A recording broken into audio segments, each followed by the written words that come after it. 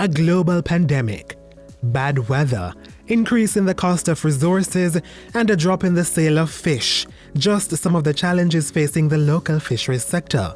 To improve productivity in the sector, some level of recapitalization will be necessary for both fishers and fish farmers.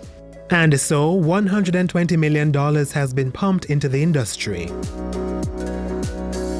With an estimated $23.1 million loss during 2020, the fisheries sector has been on the ropes. The contraction has had the contingent effect of depressing production operations. That's why the government has moved to stave off further damage to the sector.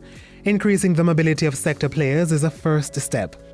In addition to giving fishers an exemption under the prevailing COVID-19 enforcement measures, the newly formed National Fisheries Authority (NFA) has begun processing identification cards for fishers. At an estimated cost of $300,000, the ID cards will be issued free of cost. Fisherfolk in St. Catherine and St. Mary who were affected by COVID-19 restrictions in April and May are also targeted. 260 fishers from St. Catherine and St. Mary will receive grants in the form of vouchers totaling $8 million. $67 million in grant vouchers will be disbursed to 4,740 licensed fishers across 137 fishing communities. Each fisher will be provided with a voucher valued at $15,000 to be used to purchase fish mesh wire or equivalent fish gear. $30 of $67 million will be distributed by members of parliament, while the rest will be issued by the National Fisheries Authority. Fish farmers in aquaculture production areas who had challenges procuring feed and fish fingerlings will receive grants in the form of vouchers totaling $20 million. 72 registered fish farmers will benefit from this disbursement, and 20 registered ornamental fish producers will receive $1 million in support.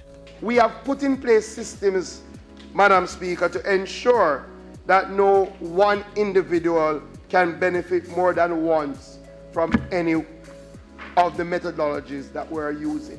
We want to ensure, Madam Speaker, that we stretch it as far as possible to impact the greatest number of our fisherfolk.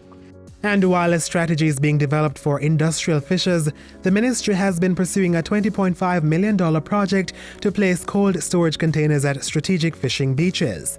A partnership has also been struck with the World Bank, which has resulted in the provision of an enforcement vessel, a 15-seater, a sport utility vehicle, and a Super Duty pickup truck to bolster outreach, support services, and enforcement.